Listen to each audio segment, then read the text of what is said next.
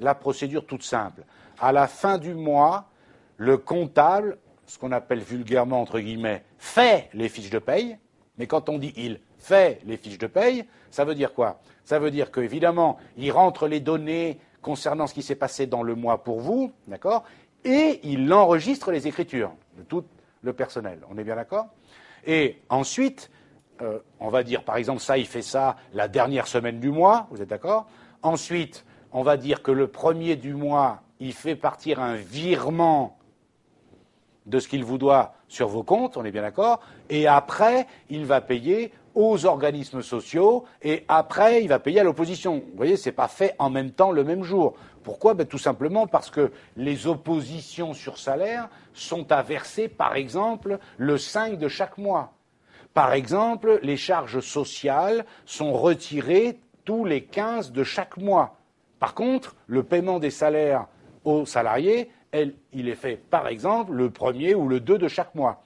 Or, on ne passe pas des écritures n'importe quand, n'importe comment. D'accord? À la fin du mois, on enregistre les fiches de paye. D'accord? Le 1er ou le 2 du mois, on enregistre le paiement des salaires nets à payer aux salariés. Et ensuite, par exemple, j'en sais rien, le 10 du mois, l'opposition qui doit être payée, ou les oppositions qui doivent être payées, et ensuite, le 15 du mois, le paiement des charges sociales, salariales et patronales. Tout n'est pas passé en même temps. Est-ce que c'est bien clair? Et puis, bien sûr, autre remarque, mais ça, j'espère que vous l'aviez intuitivement compris, c'est que dans la réalité, bien sûr, on ne fait pas comme je vais le faire là et comme je l'ai montré dans les exemples du cours, comme je l'ai montré dans les cas pratiques. On n'enregistre pas, bien entendu, les fiches de paye individuellement.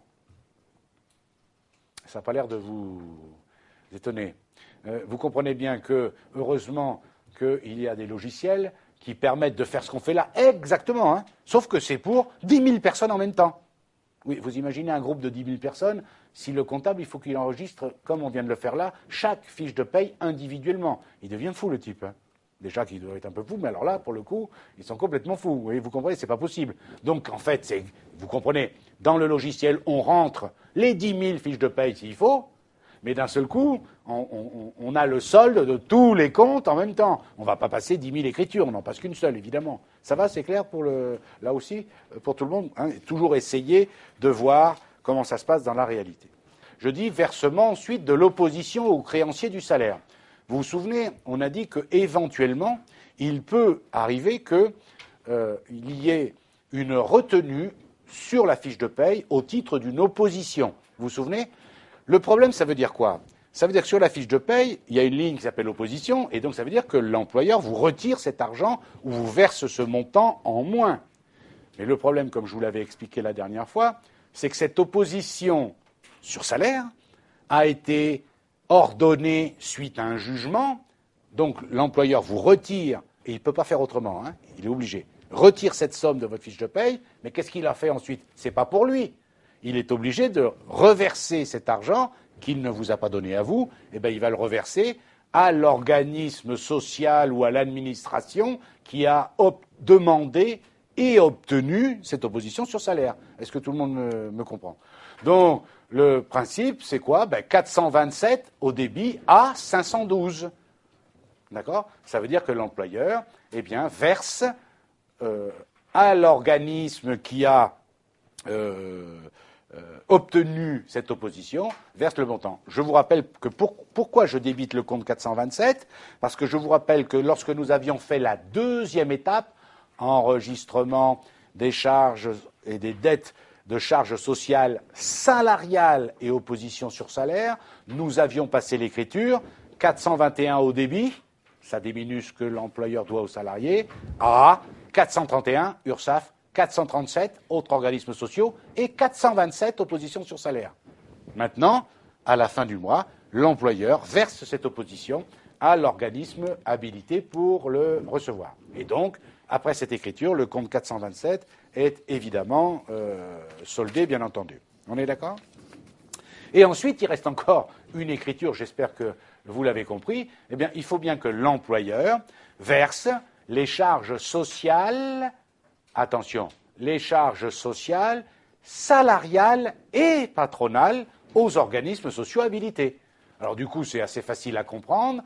L'écriture, qu'est-ce que je fais? Eh bien, je solde les comptes de dette que l'employeur avait envers la Sécu, les organismes sociaux, les impôts, par le 512 banque. Et donc, je débite 431, 437, 447 à 512. Et bien entendu, sécurité sociale pour la part salariale et la part patronale. Est-ce que tout le monde est d'accord? C'est-à-dire que là, l'employeur paye les deux en même temps. Écoutez bien, il faut que ce soit bien clair. Je vous ai dit la dernière fois que sur une fiche de paye, d'accord, il y a au départ, dans la première colonne, les intitulés des différentes charges. D'accord? La maladie, la vieillesse, etc., etc. Après, il y a une colonne base. C'est celle-là qui est très importante. Et puis après, il y a une partie salariale, une partie patronale. On est d'accord? Souvenez-vous, certaines charges sociales, quelles qu'elles soient, certaines, ne sont dues que par les salariés. D'autres ne sont dues que par les employeurs. Et d'autres sont dues en partie à la charge des salariés, en partie à la charge des employeurs. Est-ce que vous êtes d'accord?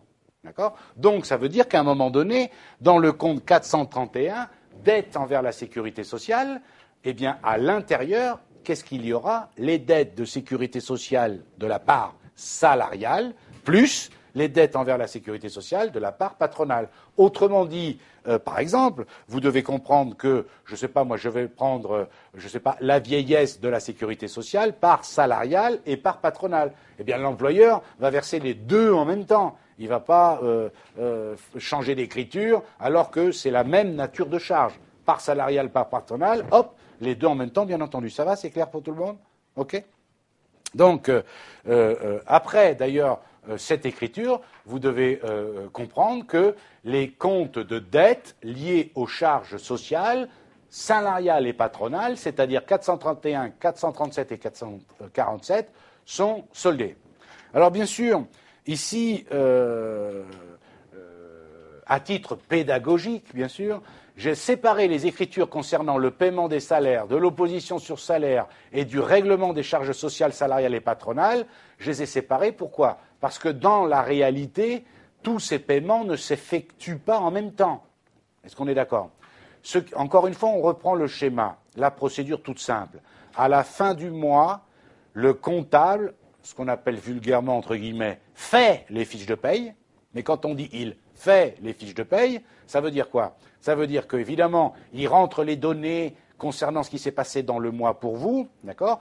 Et il enregistre les écritures de tout le personnel. On est bien d'accord? Et ensuite, on va dire, par exemple, ça, il fait ça la dernière semaine du mois, vous êtes d'accord? Ensuite, on va dire que le premier du mois, il fait partir un virement de ce qu'il vous doit sur vos comptes, on est bien d'accord? Et après, il va payer aux organismes sociaux, et après, il va payer à l'opposition. Vous voyez, ce n'est pas fait en même temps le même jour. Pourquoi? Tout simplement parce que les oppositions sur salaire sont à verser, par exemple, le 5 de chaque mois. Par exemple, les charges sociales sont retirées tous les 15 de chaque mois.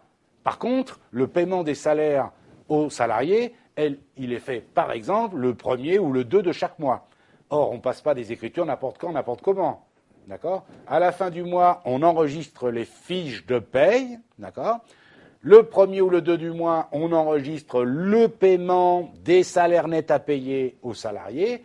Et ensuite, par exemple, j'en sais rien, le 10 du mois, l'opposition qui doit être payée, ou les oppositions qui doivent être payées, et ensuite, le 15 du mois, le paiement des charges sociales, salariales et patronales. Tout n'est pas passé en même temps. Est-ce que c'est bien clair? Et puis, bien sûr, autre remarque, mais ça, j'espère que vous l'aviez intuitivement compris, c'est que dans la réalité, bien sûr, on ne fait pas comme je vais le faire là et comme je l'ai montré dans les exemples du cours, comme je l'ai montré dans les cas pratiques.